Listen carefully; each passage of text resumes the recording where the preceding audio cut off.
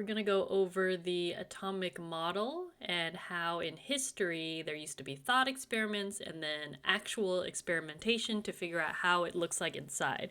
We have an understanding now, but again, it's a model. So in the future, it might change because it depends on more experimentation.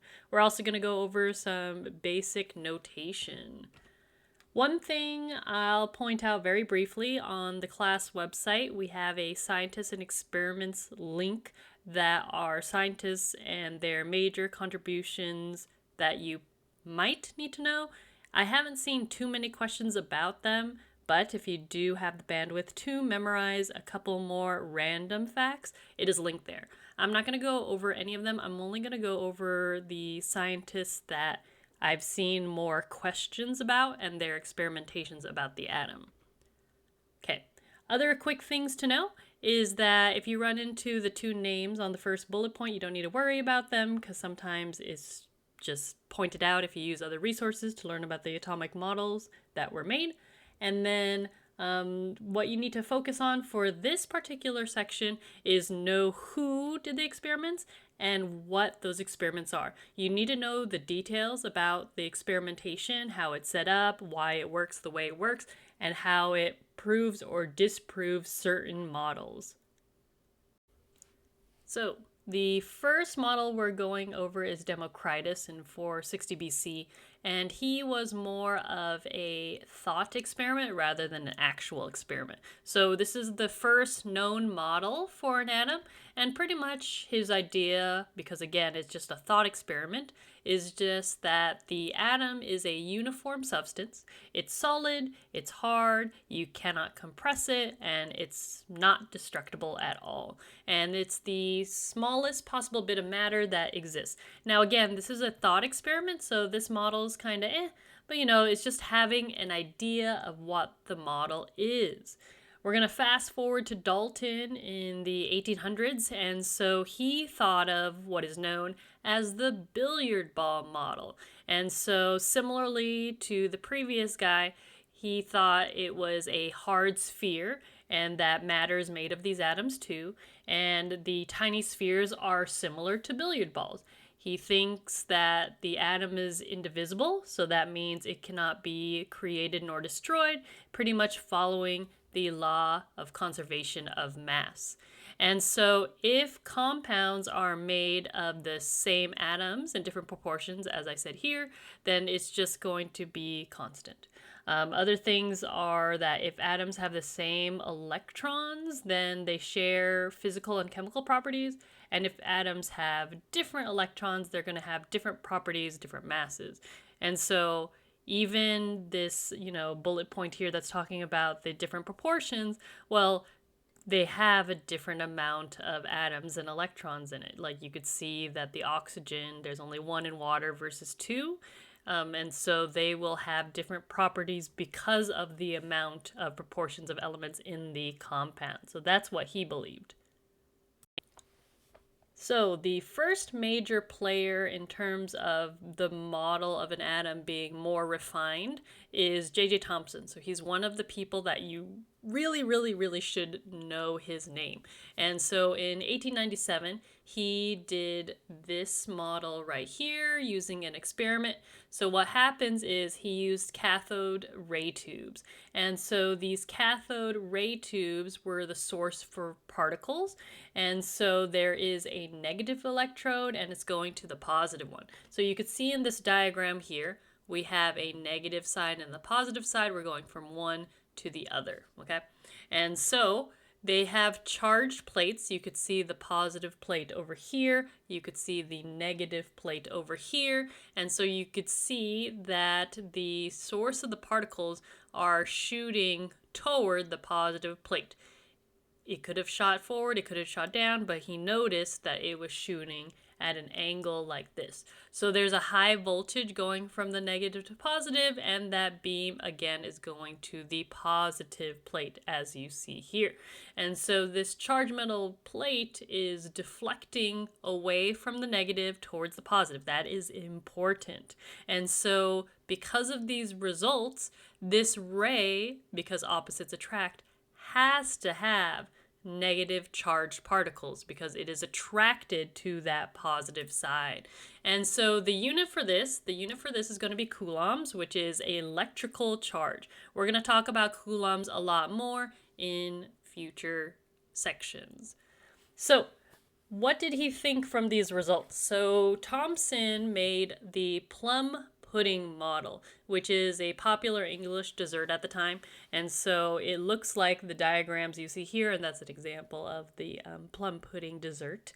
And so he knew atoms were neutral, meaning the positive and the negative are balanced out, but he didn't know how. So again, just based off his results, he knew there were some charges in it, and so he was trying to figure out how that would look like. So again, he decided it looked like the plum pudding. So the plum pudding of an atom looks like this diagram here, where you have your negative electrons inside of it, and then this reddish color is just a ball of positive charge. So he doesn't know about the stuff that we know now. So we know about the nucleus and whatever in the atom, but he doesn't know that. So he thought that it was a ball of positive charge surrounding all of these electrons. So we call them electrons now, but he just said negative subatomic particles. The next scientist you need to know is Ernest Rutherford in 1911. So you could see the time frame between Thomson and Rutherford wasn't that far apart. And so pretty much Rutherford wanted to prove Thomson's model, as I said in this first bullet point, and he's doing something called the gold foil experiment. So again, make sure you know what the experiment is and then the details. So pretty much you have radium decaying in this lead box with a tiny hole. So that's what this is. And you're producing alpha particles. That's the biggest thing. So you have alpha particles. Alpha particles is just a helium nucleus. And so that helium nucleus or alpha particle is being shot at into a pure gold sheet. So that thin metal foil you could see here, that is a thin metal foil gold sheet. And so what happened in his experiment is the alpha particle shot it, and then some of the alpha particles went through. You could see that the line here is mostly thick, you know, because you can see this is thick, and then mostly thick here. So most of the alpha particles do go through fully, but he also noticed that there's a lot that have scattered throughout the whole thing. This silver thing right here, as you could see labeled here, is the screen to detect how the alpha particles are hitting this gold foil. So they're hitting it in a whole bunch of different places. And so you have, again, this thin beam of particles, the alpha particles hitting it, and most of it goes through, but a lot of them scatter.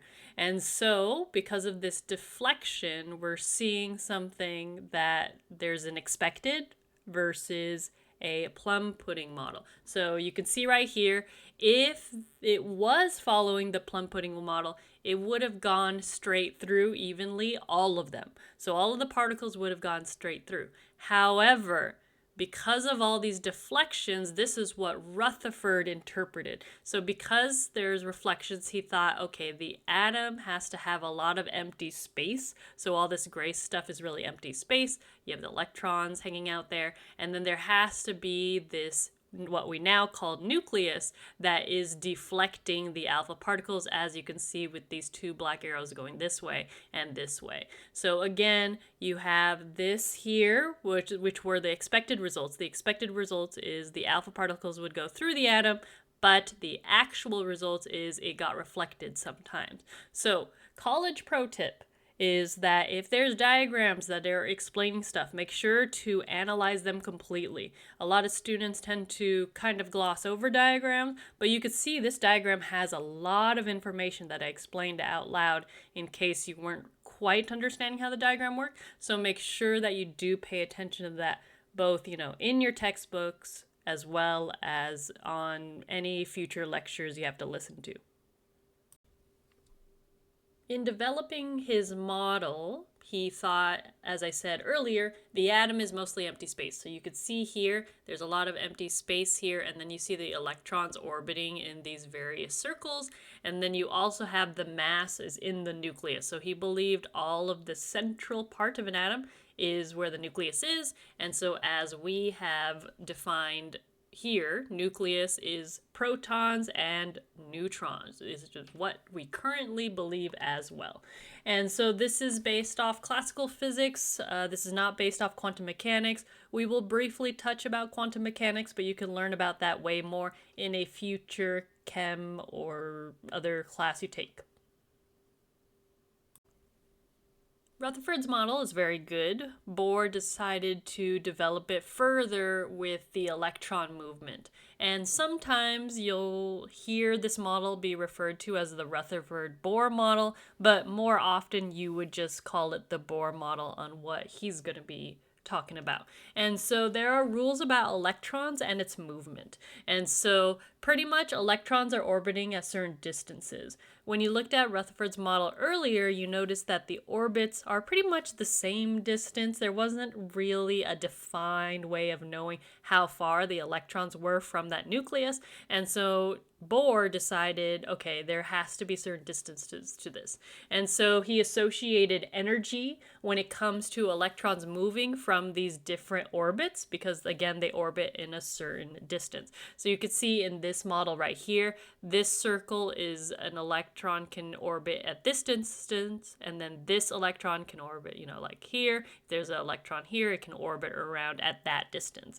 But electrons can also move from one orbit to the other. So you could see here that the n2, n equals 2, the electron moves from here to n equals 1. And so because it's going from high energy to low energy, a photon is released. But if it goes the opposite direction, so if it went from n equals 1 to n equals 2, you need to input energy. It needs to absorb energy. Now, I'm not going to go into the nitty-gritty right now, mainly because this is going to be super duper focused in Unit 1. For now, just know that the Bohr model is electrons orbiting at certain distances, and energy is involved in the movement of electrons to those different distances. The modern atom model, we actually use a couple different ones depending on what purpose we're going to use it for. So I'm going to focus on one of them here, and then other models we'll talk about in the future as we need them. So the modern view, what we believe now, is that the atom is made out of 3 main subatomic particles. There is more to this, but we're not going to talk about this in this class.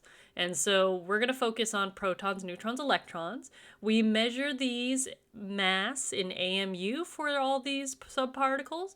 And so the AMUs you should know. So the protons and the neutrons have a mass of 1 AMU, and electrons have such a negligible amount of mass that we round it to be approximately 0.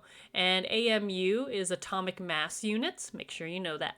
And then in terms of charges, you got to remember from before, protons are positive, neutrons are neutral, and electrons are negative. Now, in terms of size, the nucleus is very small. You can kind of see in this diagram right here, you have the nucleus in the middle and it's made out of these different parts. But in comparisons, the electrons are in this electron cloud that are in different places, which again we'll talk about in a future section. But in terms of size, this is the whole atom. So you could see that the electrons take up way more space compared to the nucleus. But because of the mass is all concentrated in the nucleus here, the density of the atom is significantly more in the nucleus compared to the electrons. So this is the electron cloud, and we'll talk about that way more in the future. For now, all the electrons are chilling in here, right? And so the electron cloud is pretty much where the electrons can travel around. They're most likely found in certain places, and so we'll talk about those certain places in the future.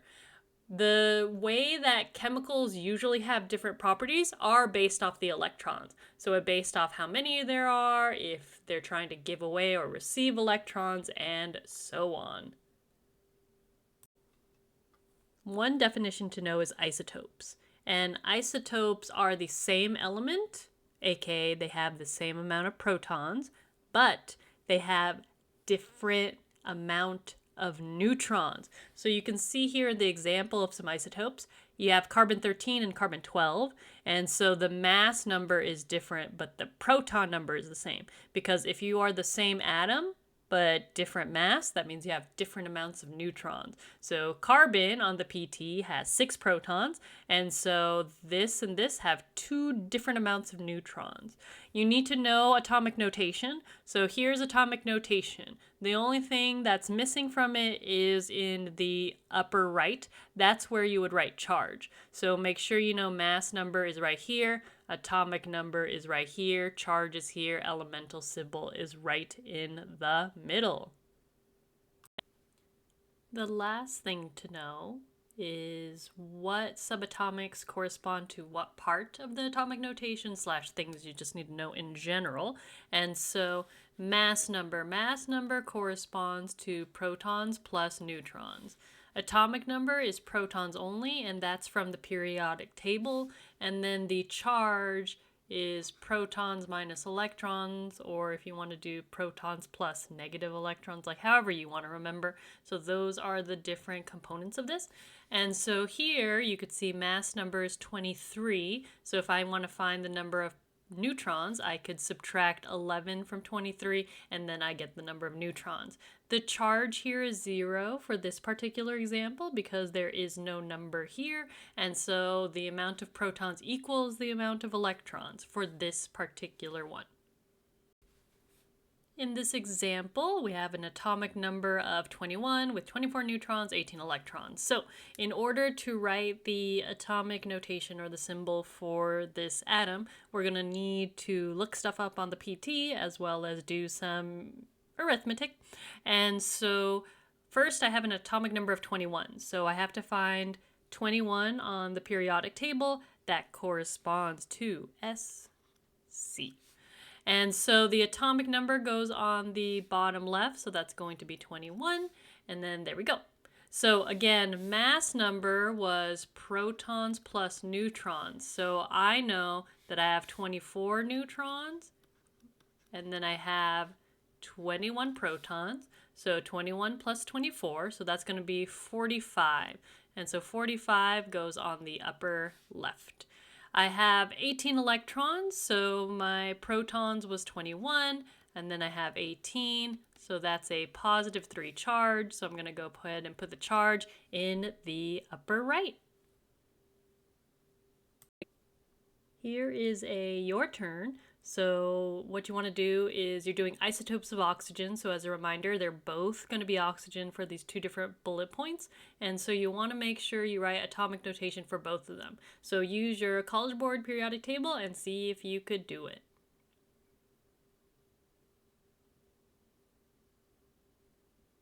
Since both of these are oxygen, we're both going to start off with oxygen in the middle. I'm going to go ahead and just do this first bullet point here. So oxygen in the middle.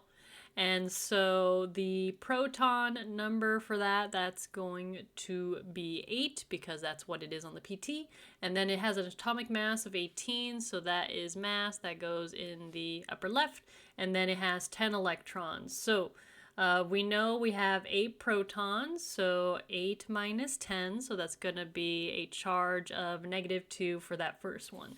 Second one, so again we have oxygen in the middle. We have 8 neutrons, and so we do 8 plus 8, so that's going to be 16, and that's going to be 8 down here. And then we have 8 protons and 8 electrons, so that means it's a charge of 0. You don't need to write the charge of 0. Sometimes you'll see it, so sometimes you'll see a 0 here, but again, you do not need to do that.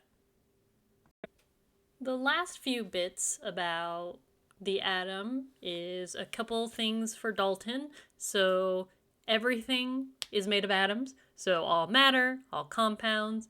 And then if the elemental atom is the same exact atom, like the same exact element rather. All of the atoms are going to be pretty much the same. If you have different elements, they have different atomic sizes, and we'll talk about that more in another unit. We also have structural formulas, which are the way that the structure of a compound looks like, which, like it says here, we're going to talk about later. And then we have different models to represent different things, and we use these different models to show certain aspects of some species. So, for example, you have the very left picture there, and they're all methane, by the way. And so the structural formula for methane is showing the different atoms and how they're bonded, and you could see dashes and the block, the triangle block, and that's showing how it looks in 3D. You have the space filling model in the middle, and so that is used to show relative space between the different atoms and how they overlap each other and all that fun stuff. And then we have the right model, which is the ball and stick, and so it's showing the bonds between the atoms in a routine way. Ionic versus covalent, we will go into more details in future units, but these are things you definitely need to know about each of them. So on the covalent side, things you'll need to know about is how they chemically bond together, how the covalent bonds work with the sharing of electrons, and how to write chemical formulas that we've talked about before. The main takeaway of covalent is they're always sharing electrons. They don't necessarily share them equally, but they do share them. In terms of ionic, again, we'll talk about these more in detail, but you should know cation are positive ions, anions are negative. We'll talk about ionic bonding soon, like more about that. We're also going to focus on the ionic salt and solid take that you see here. There's going to be more details on that, and we're going to talk about how polyatomic ions work. Again, you should have memorized the list for the polyatomic ions you need for this class. In terms of the main thing about ionic is they gain or lose electrons, and they need to do that in order to be stable. The last bits to know are vocab words, so molecules versus ions, and how do they look like? So in this figure, you could see different things, and you can see how they react together. So on the very left, you have sodium, Na, and it is a solid. So you could see that it makes a grid-like pattern when it comes to how it looks in the atomic sizing. And then in the middle, you have this flask, and it has chlorine gas, and you could see the chlorine gas is made out of Cl atoms combined together in a diatomic, and so that is a covalent compound. If they react together, as you can see in the middle flask with the black and brown background, they can make salt. So in the ionic compound for salt, it is NaCl, and you could see that the cations and anions are in this 3D space, and they alternate. So you have your metal is in this grid-like kind of structure, then you have your molecules of Cl2, and then you have your salt, NaCl, in these compound. You definitely need to know how they look like. You definitely need to know molecules are for covalent only, and you definitely need to know ionic has some kind of alternating pattern. They can get a little more detailed than that, but that's the gist of it for this class. And so that's pretty much it for this section. So make sure you know how the atoms model was involved, how it evolved over time with the different experiments, knowing atomic notation, and knowing key vocab terms. All right, that's it from me. Bye!